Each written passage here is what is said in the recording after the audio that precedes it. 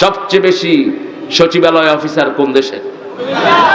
শিক্ষা ক্ষেত্রে সারা দুনিয়ায় লিড করে কোন দেশ? এখন আলেমদের মধ্যে কোন দেশ? ইজ্ঞার বাড়ি কোনায়? কথা কয় নোয়াখাইল্লা, বাড়ি কিন্তু আমার মায়ে নোয়াখাইল্লা, আমার বাপে বরিশাল্লা, দুইজন মিল্লা জুল্লা ফরান বইল্লা থাকে যে কুমিল্লা। হ্যাঁ, কুমিল্লা কুমিল্লা কুমিল্লাকে বাঁকা চোখে যারা দেখে তাদের অন্তর বাঁকা হয়ে যাবে। কুমিল্লা হলো কুমলিল্লাহ, আল্লাহর জন্য দাঁড়ায়, ঠিক কিনা? আর বিগত প্রধানমন্ত্রী বলেছে কুমিল্লা। তুমি তো বুঝো না, তোমার তো লেখাপড়ার দৌড় খুবই সীমিত।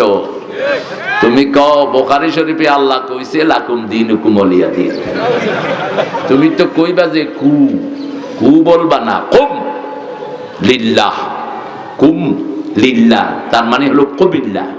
কুম লিল্লাহ বলেন। আপনাদের নামটা আপনাদের জানা থাকা দরকার।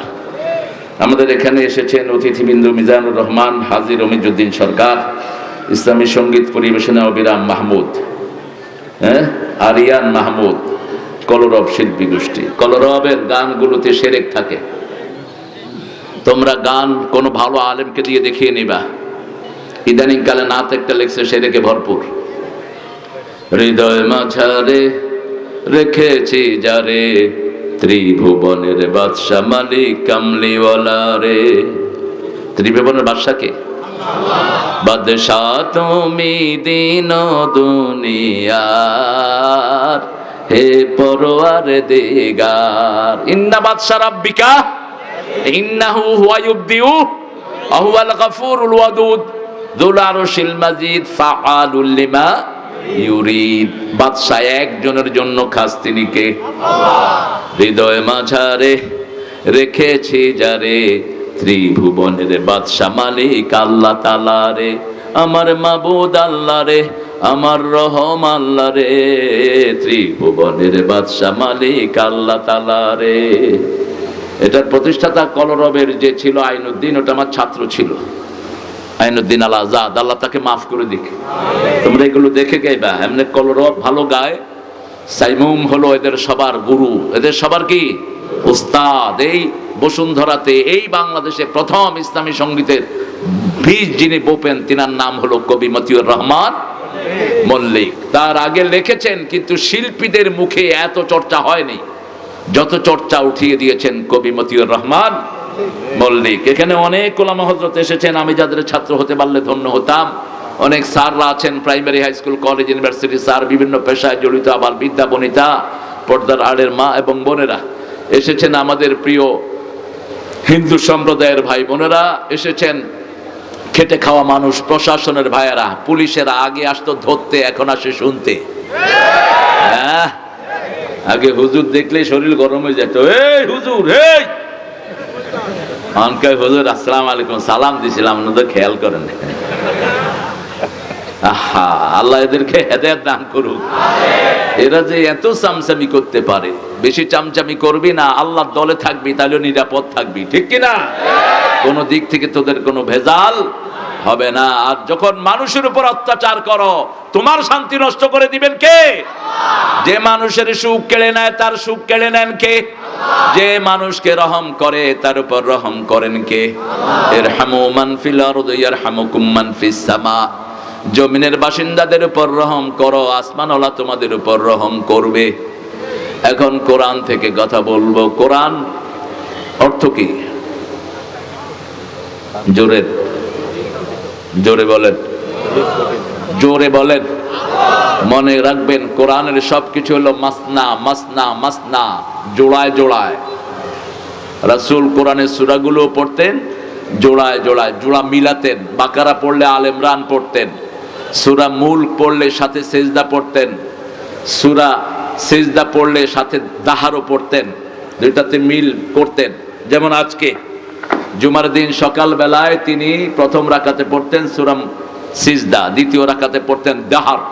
হাল আতা আলাল ইনসানি হিনুম মিনাদ দাহরি লাম ইয়াকুন শাইআম মাযকুরা। আর জুমায় পড়তেন তিনটা সূরা, সূরা কাফ পড়লে পুরা 2 রাকাতে পুরা সূরা কাফ পড়তেন, আর সেটা না পড়লে প্রথম রাকাতে পড়তেন সাব্বিহিসমা রাব্বিকাল আলা। এটা পড়েই রাসূল পড়তেন সুবহানাল্লাহ। বলেন সুবহানাল্লাহ।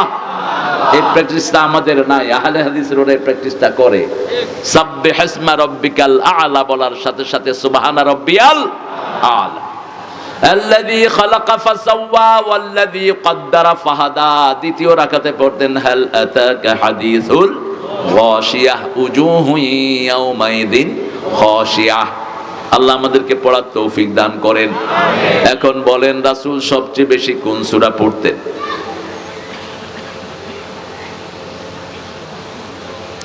কোন সূরা? তুই গস কে? তুই তো মাইক ক্যামেরাম্যান গুলো আমার পিছে পিছে ঘুরে ঘুরে এগুলো সব ওয়াজ মুখস্থ। আমি চিন্তা করতেছি এগুলো কোন সময় ওয়াজ শুরু করে দেয়, সারাদিন ওয়াজ শুরু করুন। হ্যাঁ, কোনো সমস্যা নাই। হ্যাঁ, স্যার যেটা বলো কোনো সমস্যা নাই। আমি চাই 10,000 মিজান হোক, 10,000 আফসারি হোক, 10,000 আলামিন হোক, 10,000 হামজা হোক, 10,000 মামুন হোক। ভাণ্ড ছোট করিস না, ভাণ্ড বড় রাখিস। 250 কোটি মুসলমান সারা দুনিয়ায়, ঠিক না ঠিক? 5 বছর আমি দেশে খেদমত করতে পারি নাই, সো ব্লাডি হোয়াট।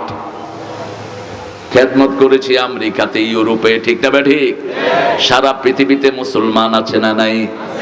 তো ভাণ্ড ছোট করার দরকার নেই। এখন এ আইছে এর নামা, এ কি কয় দেখ, একটা কইছে বস হের হিসেবে লাগ। এত লাগস কেন বেটা? পজিটিভ কাজ কর, নেগেটিভিটিকে পিটিয়ে ঝাড়িয়ে দূর করো। সব পজিটিভিটির পক্ষে কে?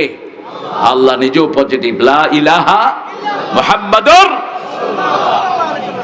এক ইলাহ, একজনের জন্য কাজ করব। কার জন্য? এখন বলেন রাসূল সবচেয়ে বেশি কোন সূরাটা পড়তেন?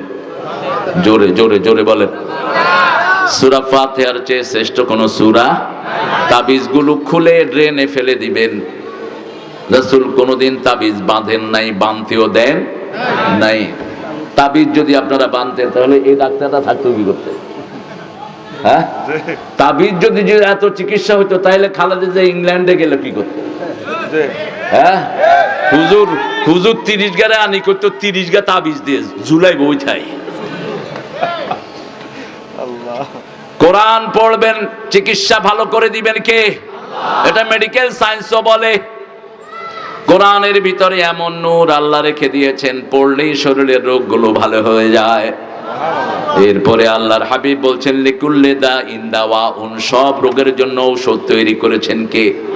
If you have any deficiency for any cause, you have to put that medicine.